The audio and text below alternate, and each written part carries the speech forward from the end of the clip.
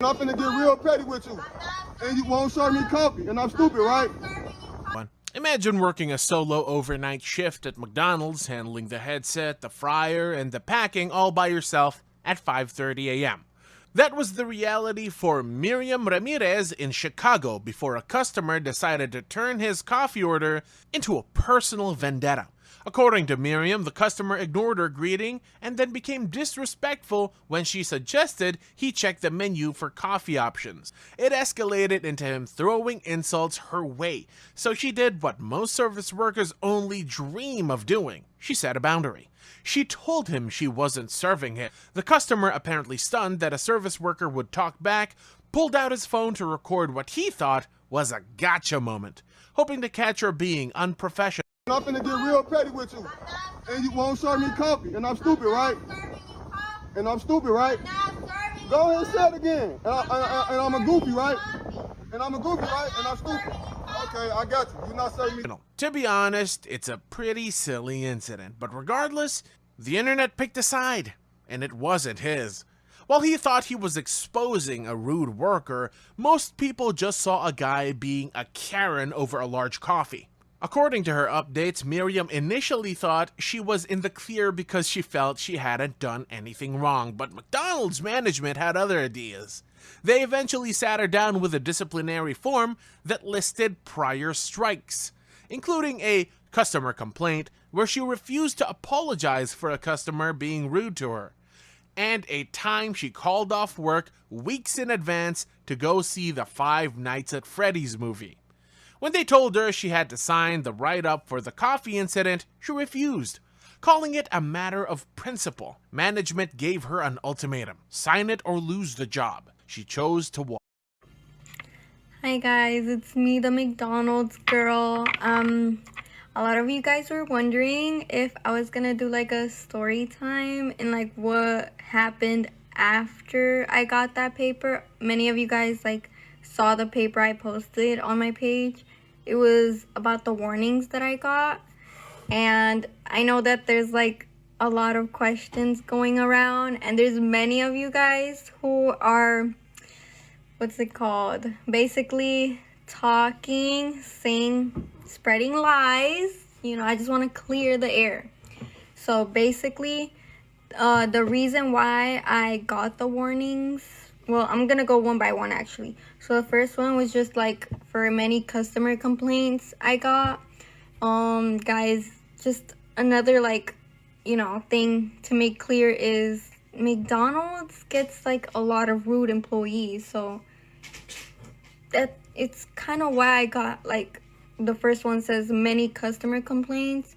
Like there was this one customer that wanted me, they called corporate, they wanted me to just say sorry for them being rude. I don't remember what was the actual problem, but they were being rude for sure. They never got their apology, and they're not gonna get it because I'm not the type to be rude for no reason. Like if I was rude to you, there's most likely a reason to it. It's most likely because you was being rude to me first. It's never me to them. It's always them to me. So I just want to clear that out. Second thing, my sister did not fire me. You guys are saying my sister fired me. She did not fire me, okay? It was basically the store manager, the second boss in there, right? She fired me, not my sister. My sister is just like one of the regular managers, okay? And so the second warning that I got, guys, I explained this in my live. It says that I called off on the day, like the 5th, and that's not true, guys. I literally called off weeks in advance. Like I told them that day I cannot go to work. Like I told them that on the 5th, I can't go to work because I was gonna go watch the FNAF movie. And I did watch it. Like, bro, I'm not pulling up to work when I already booked the tickets. I'm not canceling my tickets either, okay? Like, I booked it. I let you guys know in advance. And I literally let one of the managers know because, I rarely get to see the store manager. And I do have her phone number, but, like, she don't be answering for, like, shit. you know, and she doesn't even like talk to me. When she sees me, she don't really talk to me. So I'm like, whatever, I'll just let one of the managers know, because they communicate with her the most, right? I let that manager know. She didn't want to go tell the store manager. That's not my problem. I let somebody know. Okay, I let somebody know, one of the managers. She's supposed to do her job and go tell the store manager. It's not my problem. The fact that she didn't do that, that's not my problem. I let somebody know. Okay, third warning. The third warning was, you know, the coffee dude, like the I'm not serving you coffee dude. Okay, y'all already know that. But the reason why I actually got fired was not because I didn't serve him coffee. It was because I did not want to sign the warning paper.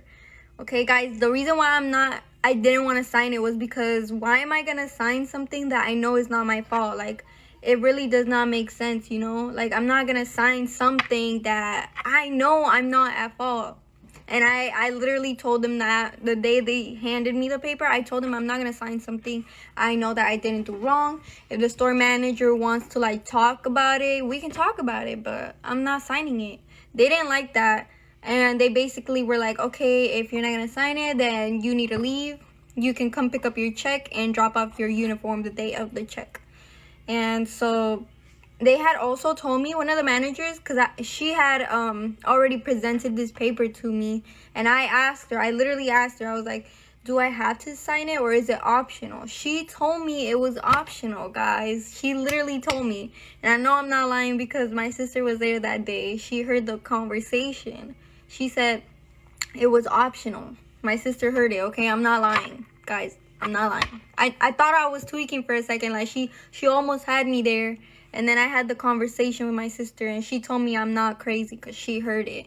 So I told this manager that, like, why all of a sudden they're firing me for signing it if she was the one who told me that it was optional. And she was like, I never said it was optional. I said I don't know what happens if you don't sign it. Like, girl, okay, that's not what I heard. That's not what I heard, and I know I'm not crazy, okay?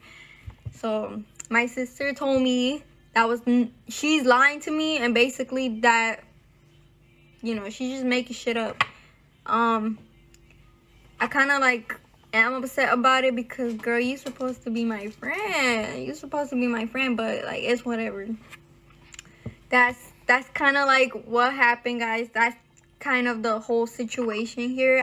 It's the standard corporate damage control we see all the time, firing the person who stood up for themselves because they're easier to replace than a disrupted customer base. Miriam ended up launching a GoFundMe titled "Support Needed After Unexpected Job Loss" to cover her rent and bills while she looked for a new gig. By early 2026, she'd raised over $2,100. It turns out that while the customer is always right,